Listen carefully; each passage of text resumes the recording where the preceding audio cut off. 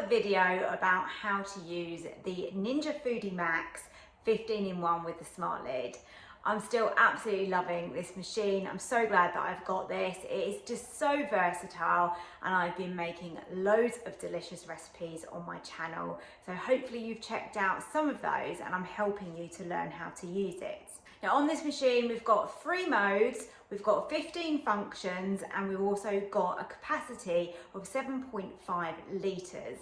And I find that that allows me to cook probably around up to 6 people. So it feeds a lot in one pot. These videos are all about giving you just everyday ideas and a little bit of inspiration about what to cook. So if you haven't seen part 1 that I recorded, I'll leave the link up above so you can go and check that out. So that went over certain functions of the Ninja. So today we're going to look at the functions that I haven't covered yet to help you understand a little bit more about those and what they should be used for. There's not many things that you can't cook in this Ninja. It literally is a multi-cooker, which is great. So the first thing I'm going to start with is the prove function and also the steam bread, because clearly they go hand in hand, don't they? For the prove and the steam bread, you want your slider right over to the right, and we have got the prove option just there, and you only need the main pot in there for doing that. Once you've got your prove done, you're going to slide over to the middle. And then on here, right at the end, we have got steam bread. And I actually cooked my bread straight in the pot, so it's really nice and simple. Now, making bread in my Ninja has become one of my weekly recipes that I always do. The book has got quite a good recipe, but I've made a little adjustment to that and I find that it's a really good tip. So I'll leave the link to my bread recipe in the description below so you can go and check that out. And I'll insert some clips of me making the bread as well so you get an idea of how that is used. So we've got a nice springy dough here. This is perfect, just as we want it. So in the Ninja, I've got my bowl and then I've got the crisper basket, the air fryer basket. I've put a little bit of parchment paper in the bottom of that. And now we're going to transfer our dough into there. We have got prove. Temperature comes up automatically at 35, which is exactly what we want. And we're going to increase the time up to 60 minutes. So the idea of the prove function is to create an environment for the dough that you've made to basically rest and rise, and it works really, really well. So we now take the basket out. Look at that. I now need to add 250 mils of water, and that goes in the bottom in the pot. Now we want to deflate this, which seems such a shame, doesn't it, when it's just absolutely huge and looks great. So yeah, just be gentle with it, but just push it back slightly. Just knocking a little bit of that air out that we've just created. Okay, so now basket back into the pot. We're going to keep it on 35 and then we're just going to increase that and just do a little bit less this time, so 50, and press start. That has most definitely doubled in size. That looks brilliant. Steam bread, which is this last one here. Put the temperature up slightly. I'm going to go with 180 and we're going to set the time to 20 minutes. Okay, let's go. Oh, you should see this. I'm going to get it out of here. Look at that crust. The loaf of bread that I created last week, it literally was double the size. It was absolutely huge. Loads of air bubbles in there, so it was nice and light, but you get a gorgeous crispiness to the outside, which I love. I love that crust. Not everyone likes a crust, but for me, that is the best part of the bread. Some people call it the heel, don't they? Heel crust. We call it crust. And then the steam bread option that you use to then cook the loaf just gives a really crispy outside, a lovely golden colour, and it gives a slight chewy texture to the bread inside, which I really, really enjoy. The next function that I wanted to talk about is the steam bake. This is going to be used if you're making cakes, sweet treats, that type of thing. The steam bake function is in the Combi-Steam mode, which is in the center. So you want to use the steam bake function for things like cake and anything that you want to add you want to aerate basically. The steam function is really good for that.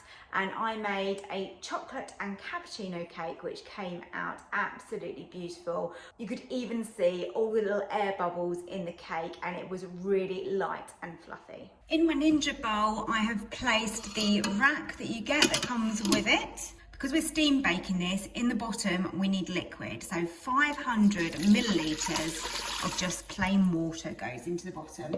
Now we can pop in our cake tin and close it up. Temperature, I'm going to go up to 160. And then minutes, we're going to go with 13 minutes for this cake. As you will see, this is going to need to come up to pressure. Then it's going to steam, which really is going to make the texture of this cake really good. And then it will count down. The steaming section will probably take around 20 minutes. And then we've got the bake after. Moment of truth. Let's open this up. Oh, look at that. It looks really good. And it has got tiny little air bubbles in it that I can see, which must be from the steaming. I've removed it from the Ninja, but I'm going to leave it on this rack because that's just going to allow the air to get around that. I'm going to leave it in the tin and let it cool, and then I'll come back once it's cooled off in an hour or so and we'll have a look at it.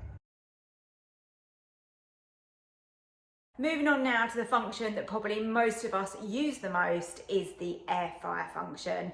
It's just one of the functions that's really easy to master really quickly.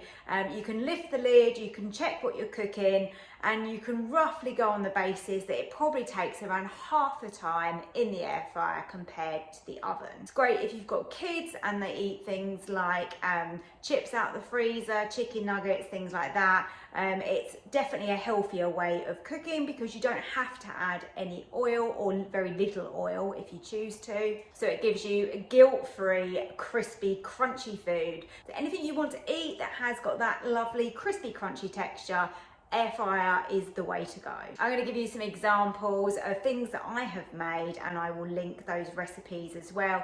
So things like my popcorn chicken, homemade burgers are great in there. Toasties, I made some crispy halloumi and some sausage rolls, and they all taste absolutely great using the air fryer.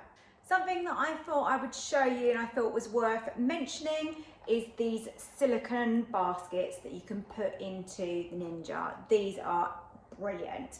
They go in the dishwasher, so the dishwasher's safe. I bought these off of Amazon and I've left you a link below in my description if you're interested in these.